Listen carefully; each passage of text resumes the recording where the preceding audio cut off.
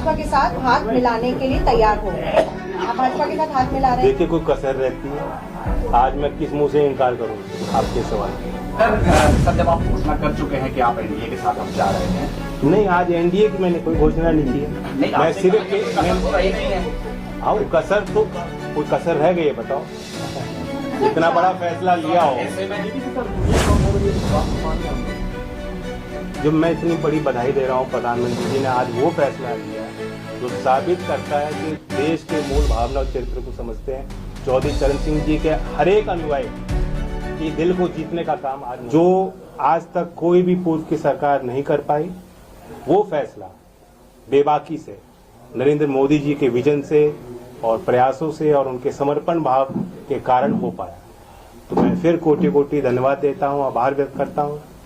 जो आज मुख्यधारा में लोग नहीं हैं, उनकी हिम्मत बढ़ाने का फैसला आज भारत सरकार ने लिया है।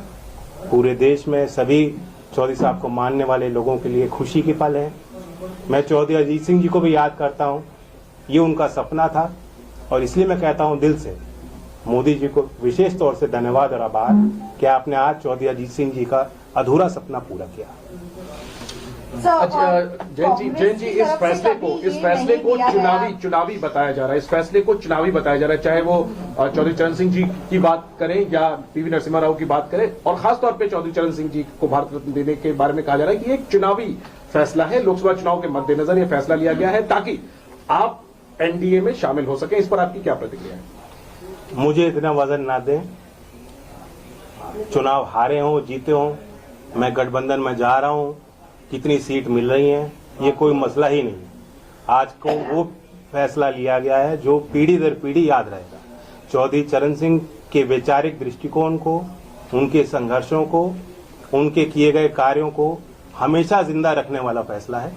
और ये छोटी बातें हैं, अगर कांग्रेस पार्टी का विधिवत एक बयान आया है, मैं इस बयान की आलोचना ही कर सकता हूँ। सर, कांग्रेस पार्टी के सरकार में कभी ऐसा नहीं हुआ, क्योंकि राष्ट्रीय लोक दल की तरफ से ये एक लंबी मांग रही है, आज की बात नहीं है।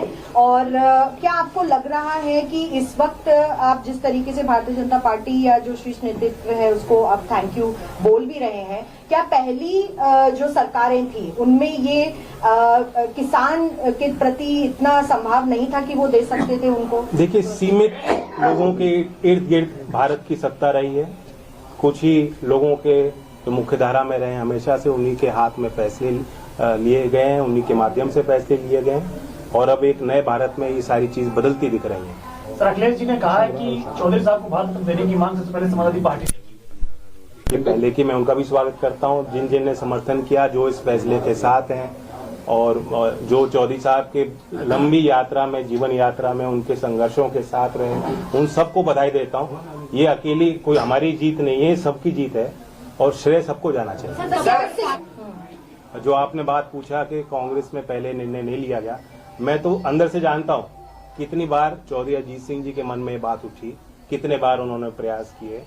बहुत मुश्किल से फिर एक बड़ा अच्छा कदम लिया गया था यूपीए 2 के टाइम कि लखनऊ उस समय अमौसी एयरपोर्ट था और उसका नाम बदला गया, चौधरी चरण सिंह जी के नाम से आज वो एयरपोर्ट है। मैं जानता हूं कितने गदगद हुए थे चौधरी अजीत सिंह जी उस फैसले से। आज अगर चौधरी अजीत सिंह जी जिंदा होते, कितने प्रसन्न होते, ये मैं अच्छी तरह समझ सकता हूं। तो मतलब ये जैन जी, ये मान लें कि अब आप भारतीय जनता पार्टी के साथ उनके शर्तों के अनुसार उनको ज्वाइन करेंगे और फिर आप यूपी में चुनाव? देखिए, आज कोई शर्त और सीट और चुनाव की बात करना आज के दिन के महत्व को छोटा करना होगा। ये दिन, ये पल बार बार नहीं आते और इस जश्न में सब लोग शामिल हैं। सर, आपका एक चवन्नी वाला जो बयान था बहुत सोशल मीडिया पे वायरल हुआ और जगह जगह लोगों ने उसको देखा, आज आप उसको कैसे देखते हैं? मैं अपनी एक भी ट्वीट डिलीट नहीं करूंगा। जिस समय पे मेरी भावना होती है उस अनुरूप, परिस्थितियों के अनुरूप अपनी बात रखता हूं। और मैं कहता हूं राजनीति में जो विपक्ष बात कहता है उसे भूल जाना चाहिए, जो सरकार बात रखती है उसे याद रखना चाहिए। सर, अगर आप सीटों के बारे में भी चर्चा कर ले तो? मैं कहा सीटों की कोई बात ना मैं आपके साथ करूंगा, ना मैं किसी प्रधानमंत्री या सरकार में शामिल लोगों के साथ बैठ के करूंगा, बीजेपी के किसी व्यक्ति के साथ नहीं करूंगा। आज तो मैं उनको धन्यवाद देता हूँ। एक सवाल, ये वाकई में आज बहुत बड़ा दिन है आपके लिए और किसान समाज के लिए, खासतौर पर पश्चिमी उत्तर प्रदेश की बात करें, जिस तरीके से चौधरी चरण सिंह जी को भारत रत्न मिला है, लेकिन क्या इससे अग्निवीर का मुद्दा खत्म हो जाता है?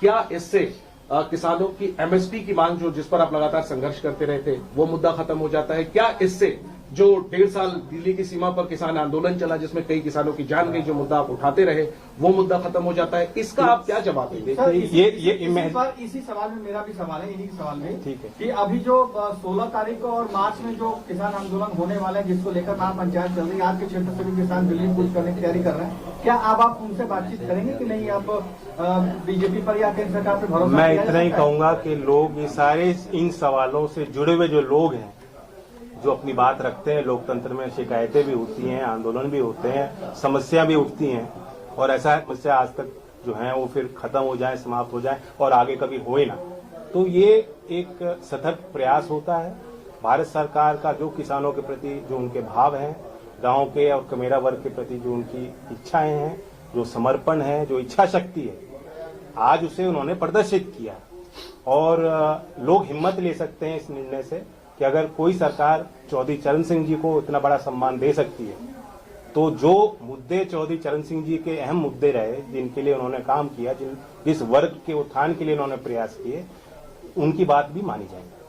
सर, अखिलेश यादव जी ने एक बयान दिया था, उनका कहना ये था कि पता नहीं जयंत जी क्यों जा रहे हैं, शायद उन पर कोई मजबूरी रही होगी या उन पर कोई सीबीआई, ईडी, आईटी, वैसे वो हिंट कर रहे थे कि शायद आप पर कोई मजबूरी हुई होगी, इस पर क्या कहें? नहीं, पता नहीं मेरे लिए कहा है किस और के लिए कहा। खैर, उन्होंने, मैंने एक बात पढ़ी थी कि दलों को खरीदने में जो सामर्थ्य है बीजेपी का, मैं कोई उनकी बात को काट नहीं रहा हूं, जो उन्होंने बात कही अपनी सोच समझ से कही होगी, लेकिन मैं ये कहता हूं कि सरकार ने आज जो निर्णय लिया वो दिल जीता है, कोई खरीदने की बात नहीं है। सर, ओम प्रकाश राजभर कह रहे हैं कि 12 तारीख वो तारीख है जब रालोद एनडीए का हिस्सा बनेगी, तो मान लिया जाए कि 12 तारीख को रालोद एनडीए का हिस्सा बनने जा रही है? पता नहीं, मुझे जानकारी नहीं। ओम प्रकाश राजभर जी को अच्छी जानकारी है। चौधरी अजीत सिंह जी का जन्म दिवस है, हम तो मनाएंगे उस तारीख, सारे देश में मना। Thank you.